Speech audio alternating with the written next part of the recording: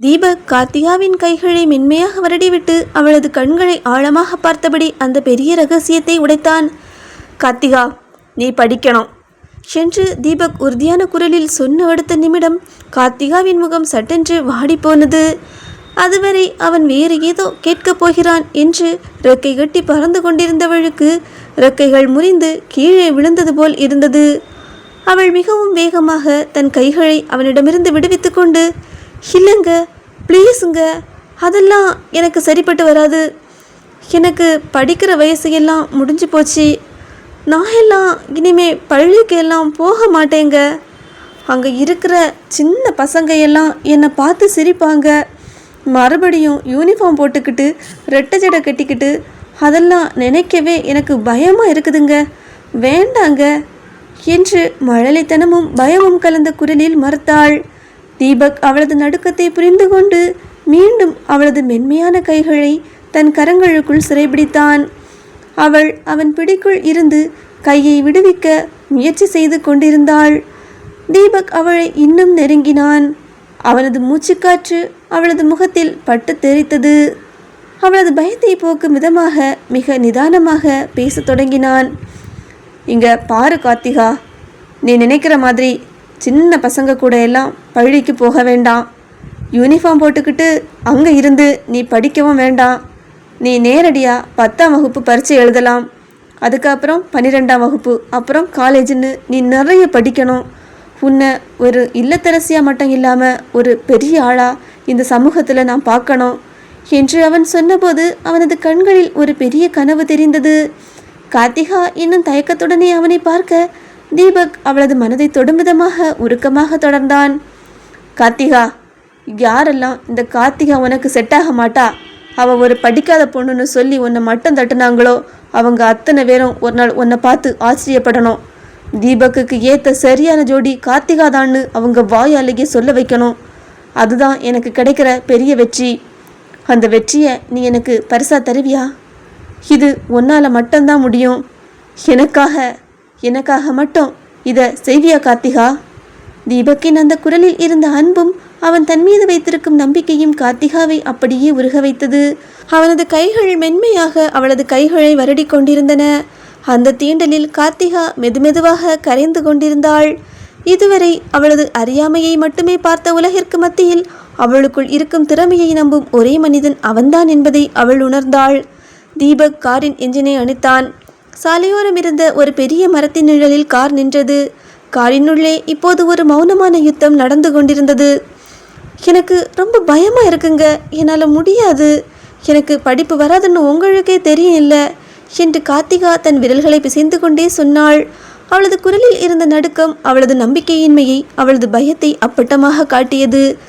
தீபக் அவளது பக்கம் சாய்ந்து அமர்ந்தான். அவனது முகத்தை வருடிவிட்டு, ஏன் முடியாது? உன்னால் கண்டிப்பாக முடியும் கார்த்திகா. உனக்கு தான் படம் வரைகிறதுனா ரொம்ப பிடிக்குமே. நம்ம பாடங்களை எழுத்துக்களாக படிக்க வேண்டாம். உனக்கு பிடிச்ச மாதிரியே ஒவ்வொன்றையும் நான் படம் வரைஞ்சி சொல்லித்தரேன். நான் உன் கூடவே இருப்பேன்.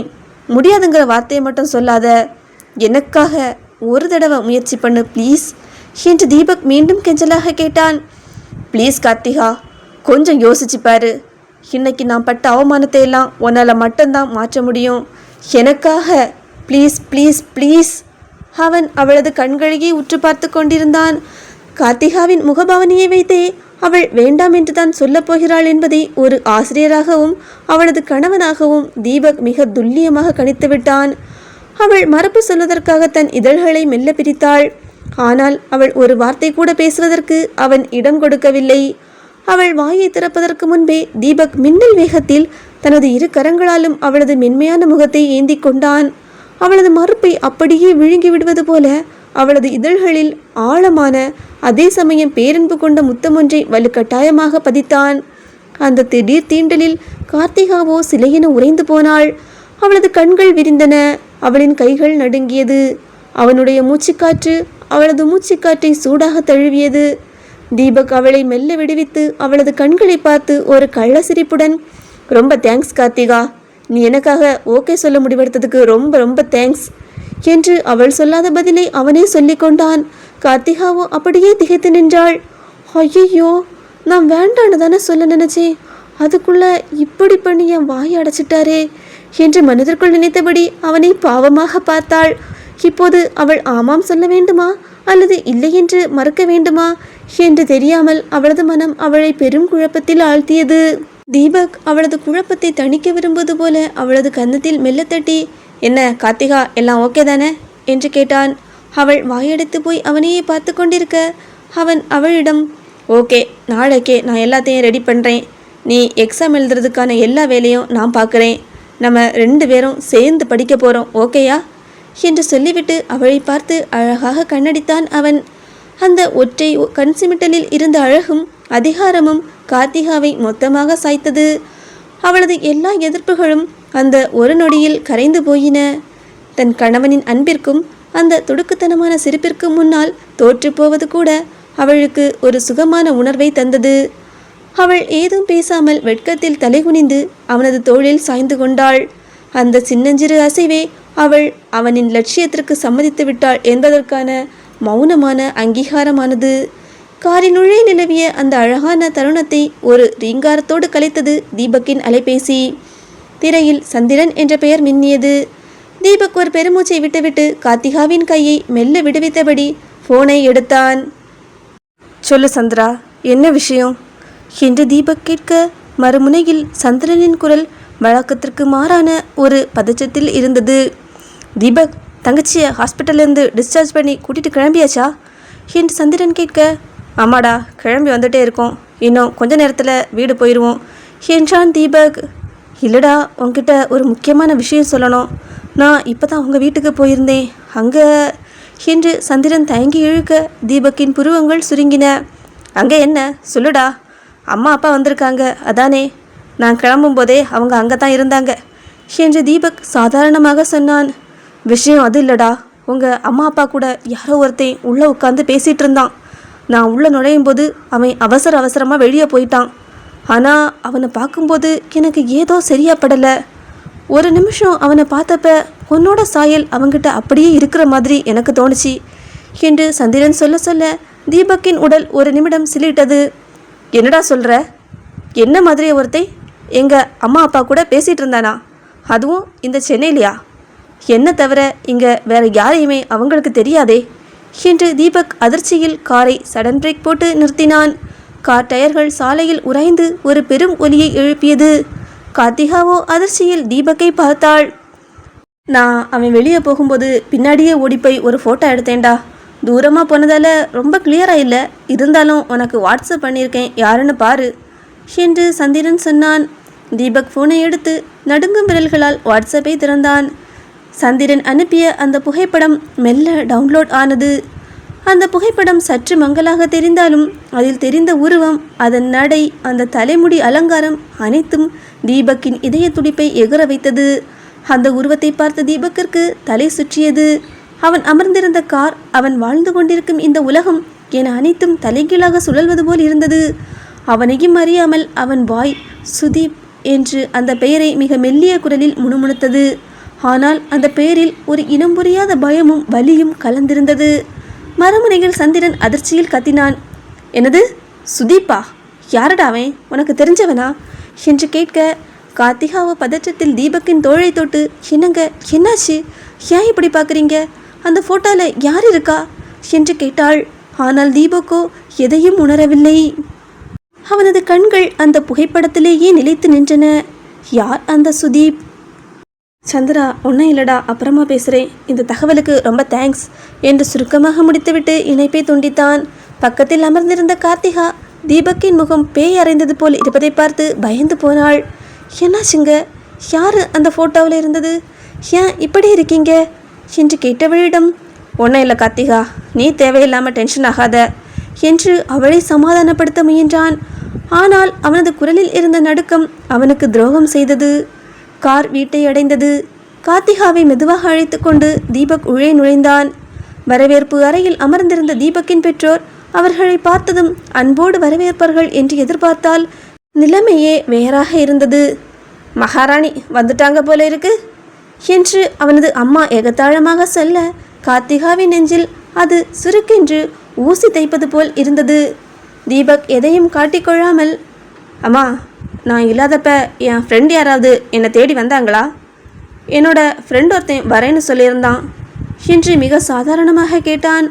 ஆனால் அவனது கண்கள் அம்மாவின் முகத்தையே கூர்ந்து கவனித்தன. இல்லையே, ஒன்றை தேடி இங்கே யாரும் வரலையே என்று அவனது அம்மா துளி கூட தயக்கமின்றி பொய் சொன்னார். அப்படியா என்று மனதிற்குள் நினைத்து கொண்ட தீபக் அதற்கு மேல் எதுவும் பேசாமல் அறைக்கு சென்றான். ஆனால் அவனது மூளையோ ஒரு எரிமலையைப் போல கொதித்து கொண்டிருந்தது. சுதீப், அவன் இங்கே வந்திருக்கிறான். அது சந்திரனோட ஃபோட்டோ மூலம் எனக்கு தெரிஞ்சு போச்சு. ஆனால் அதை அம்மா அப்பா மறைக்கிறாங்கன்னா சுதீப் அவங்களுக்கு என்ன மந்திரம் போட்டிருப்பான்? சுதீப்புக்கு என்னோட இந்த வீட்டு அட்ரஸ் எப்படி தெரிஞ்சது? அம்மா அப்பாவை அவன் எப்போ எங்கே வச்சு பார்த்தான்? எதுக்காக அவன் இங்கே வந்தான்? அவங்க இப்போவும் காண்டாக்டில் தான் இருக்காங்களா? அம்மாவும் அப்பாவும் இங்கே வந்தது என்ன பார்க்குறதுக்காகவா அல்லது சுதீப்பை பார்க்குறதுக்காகவா? இந்த கேள்விகள் தீபக்கின் தலையை குடைந்தன. அப்போது சமையல் அறையில் பாத்திரங்கள் கீழே விழும் சத்தம் கேட்டு அவன் திடுக்கிட்டு அங்கே சென்றான். அங்கே கார்த்திகா தள்ளாடியபடி சமையலுக்காக பாத்திரங்களை தயார் செய்து கொண்டிருந்தாள். தீபக்கிற்கு ஆத்திரம் பொங்கியது. கார்த்திகா, என்ன பண்ணுற நீ? உனக்கு அறிவு இருக்கா இல்லையா? இப்போ தான் ஹாஸ்பிட்டல் இருந்து வந்திருக்க, அதுக்குள்ள எதுக்கு இதெல்லாம் என்று அவன் கத்த அங்கே வந்து அவனது அம்மா குறுக்கிட்டார். ஏன் ஹாஸ்பிட்டல் இருந்து வந்தா மகாராணி வேலை செய்ய மாட்டாங்களோ? வீட்டுக்கு வந்திருக்கோம்ல, சமைச்சு போட வேண்டாமா என்றார் கார்த்திகாவை முறைத்தபடி. அம்மா, உங்களுக்கு என்ன ஆச்சு? ஏன் இப்படி பண்ணுறீங்க? நான் தான் கடையிலிருந்து சாப்பாடு வாங்கிட்டு வந்திருக்கேன்னு சொன்னேன்ல என்று தீபக் கத்தினான். கடை சாப்பாடெல்லாம் எனக்கு ஒத்துக்காடுதா, உனக்கே தெரியும் இல்லை, அதான் அவகிட்ட சமைக்க சொன்னேன் என்று அவர் அசால்ட்டாக சொல்ல தீபக்கிற்கு தன் கோபத்தை எங்கே கொட்டுவது என்றே தெரியவில்லை. இப்போ என்னம்மா உங்களுக்கு? கடை சாப்பாடு ஒத்துக்காது அவ்வளோதானே?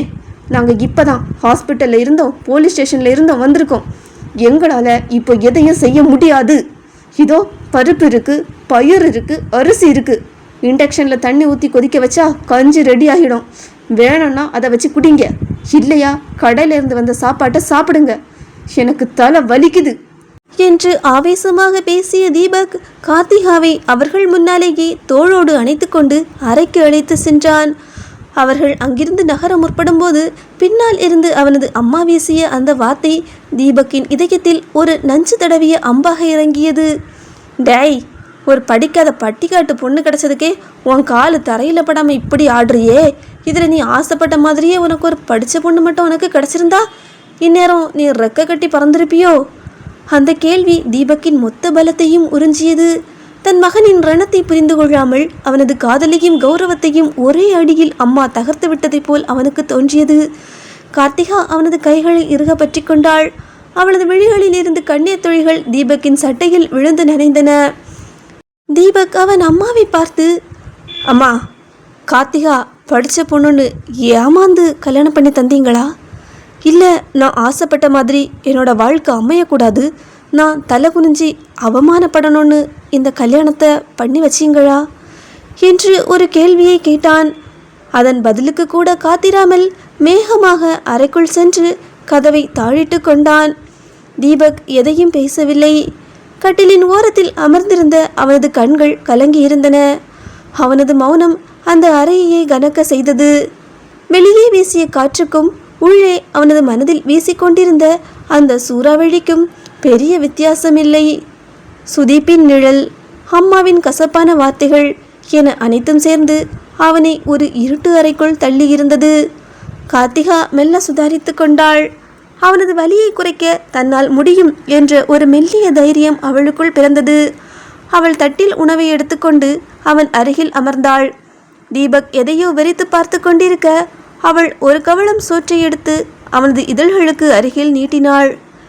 இந்தாங்க, இந்த ஒரு வாய் மட்டும் சாப்பிடுங்க என்று அவள் ஊட்டினாள். அந்த ஒரு கணம் தீபக்கிற்கு ஒரு மின்சாரம் பாய்ந்தது போன்ற உணர்வு. உணவின் ருசியை விட அந்த கைகளில் இருந்த அந்த அக்கறை அவனை எங்கோ ஒரு பழைய உலகத்திற்குள் இழுத்து சென்றது. காலங்கள் பின்னோக்கி உருண்டன. கடைசியாக எப்போது தன் அம்மா கையால் இப்படி ஒரு கவளம் உணவு உண்டோம் என்று அவன் மூளை கணக்கு போட்டது. ஆனால் நினைவில்லை. அவனது காதுகளில் ஒரு மெல்லிய பெண்ணின் சிரிப்பு சத்தமும் அந்த மங்கலான நினைவுகளில் ஒரு அழகான நிழலும் வந்து மறைந்தது. அது யார்? கார்த்திகாவின் கட்டாயத்திற்காக அவன் உணவை உண்டு முடித்தான். அவனது மனதிற்குள் இப்போது 2 பிம்பங்கள் மோதிக்கொண்டிருந்தன. ஒன்று ஹாலில் நின்று தன்னை காயப்படுத்திய பெற்ற தாய், இன்னொன்று விவரம் தெரியாதவள் என்று உலகம் ஏளனம் செய்தாலும் தன் காயத்திற்கு மருந்தாக துடிக்கும் தன் மனைவி கார்த்திகா. கார்த்திகாவிற்கு ஏற்கனவே தீபக் அன்று சொன்ன சில வார்த்தைகள் இதயத்தில் ஈட்டியாக தைத்து துளைத்து கொண்டிருந்தாலும் காரில் அவன் கொடுத்த அந்த ஒரு முத்தம் அவளுக்கு தன்னம்பிக்கையை தந்தது. அவனை நெருங்கினால் மீண்டும் கோபப்படுவானோ என்ற பயம் அவளுக்குள் இருந்தது. ஆனாலும் அதை மறைத்து கொண்டு மெல்ல மூச்சை இழுத்து விட்டு கொண்டாள். மனதிற்குள் தெரிந்த தெய்வங்களை எல்லாம் வேண்டிக் கொண்டு தன் தயக்கங்களை உடைத்திருந்தாள். மெதுவாக தீபக்கின் தோள்களை அணைத்து அவனை தனது மடியை நோக்கி இழுத்தாள். ரொம்ப ரொம்ப தலைவலியாக இருக்குல்ல, கொஞ்ச நேரம் இப்படி படுங்க, மனசு ஃப்ரீயாக இருக்கும் என்று மிக மென்மையான குரலில் சொன்னாள். தீபக் எந்த மறுப்பும் சொல்லவில்லை. ஒரு சிறு குழந்தை தன் தாயின் அரவணைப்பை தேடுவது போல அப்படியே அவள் மடியில் சரிந்தான். அவளது மடி ஒரு பாதுகாப்பான தீவாக அவனுக்கு தோன்றியது. கார்த்திகா தனது விரல்களால் அவனது தலைமுடியை மென்மையாக வருடிவிட தொடங்கினாள்.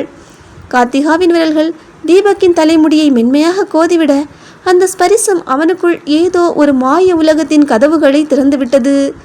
அந்த ஸ்பரிசத்தில் இருந்த மென்மையும் அன்பும் அவனது ஆழ்மனதில் உறைந்து கிடந்த பழைய நினைவுகளை ஒவ்வொன்றாக தட்டி எழுப்பியது. அவனது மூடிய இமைகளுக்கு பின்னால் காலம் பின்னோக்கி சுழன்றது. பல வருடங்களாக ஒரு இருட்டு அறைக்குள் பூட்டி வைக்கப்பட்டிருந்த அந்த இரகசிய நினைவுகள் இப்போது கட்டுக்கடங்காத காற்றாட்டு விழம் போல வெளியே வர துடித்தன. தீபக்கின் கண்கள் கசிந்தன. அவனை அறியாமலேயே வடிந்த அந்த வெப்பமான கண்ணீர் துளிகள் கார்த்திகாவின் உடையை நனைத்தன. கார்த்திகா ஒரு நிமிடம் அதிர்ந்து போனாள்.